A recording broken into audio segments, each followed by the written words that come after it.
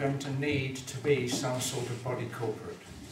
You're going to be using public money, and if you're going to be using public money, you will expect to have some. You will be expected to have some sort of legal existence. When we started, we didn't.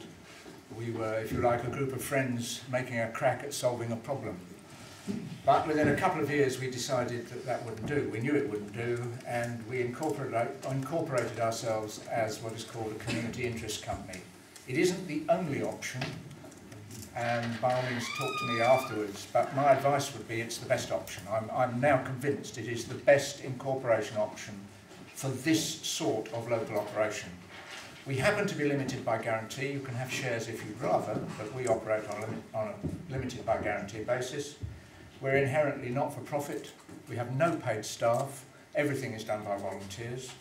The directors receive no emoluments. It's all right, this is me talking as a company secretary, and some of you will know this territory. I put a whole load of zeros in the annual return to Companies House, which is nice and easy, actually. And the other thing about community interest companies, which is of value to your communities, is that there is a statutory asset log. You can't sell your gear just like any old ordinary company, and you must, even if you manage to make a surplus, there's a joke, if you manage to make a surplus, at least 2/3 of it must be devoted to your primary purpose, in our case the provision of broadband to the people of Great Ashby. You can't just decide to pay yourselves a nice little bonus. Our finances are puny. Our annual turnover is about 12k. We charge our members the basic subscription of £20 a month, which compares reasonably with the urban rates. As you will know, it's not way out of line, and we can do it. Our revenue balance is sufficient to run us.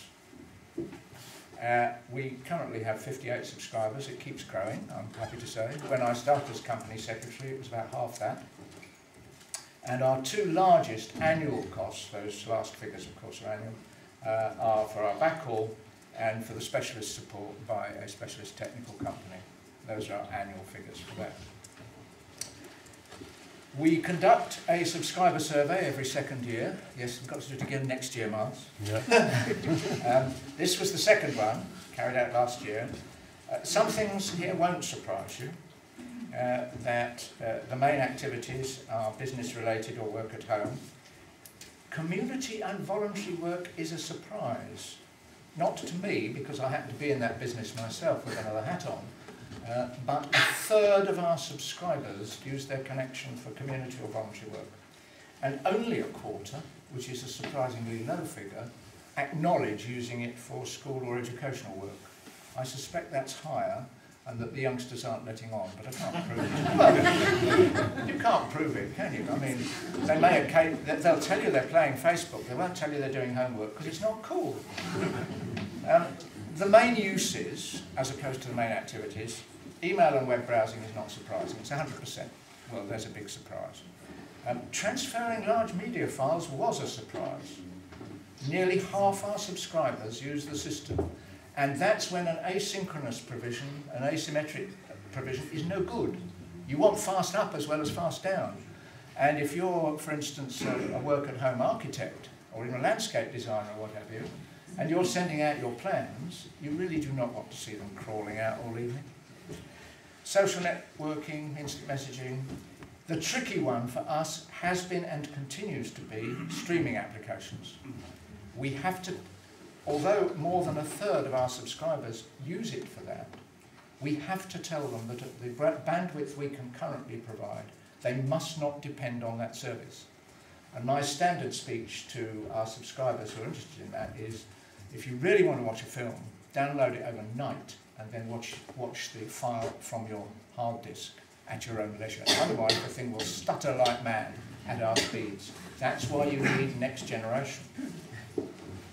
We asked people to score importance on a scale of 1 to 10, and some of them did say it was not very important, but it was less than 10% of our subscriber base.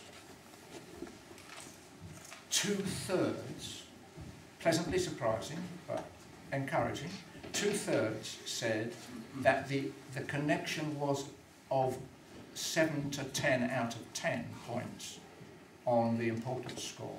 And we now know, and this matches everything that everybody's been saying, but we can now prove it from proper surveys, that in round figures, half our subscribers are running a business or part of a business or doing work for work at home here in Great Asby. And they couldn't do it without what we provide. Strategy is not a company secretary's business.